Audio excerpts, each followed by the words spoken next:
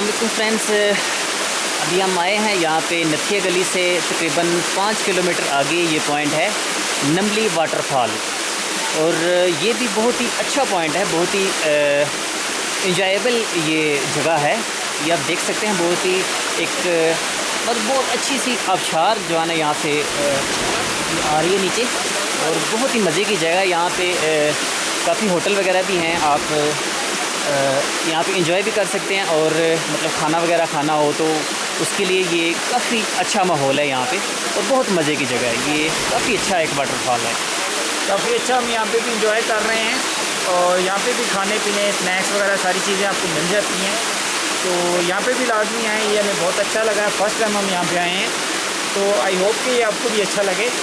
तो I think मुझे नहीं आइडिया था कि यहाँ पे मरी में इतनी अच्छी वाटरफॉल है, लेकिन काफ़ी अच्छी है।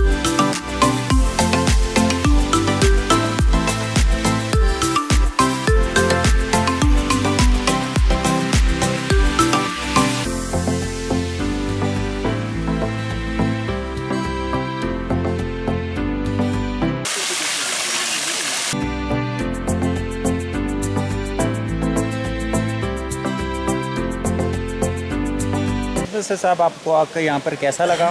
जी बहुत ही अच्छा लगा, बहुत ही मज़े की जगह है।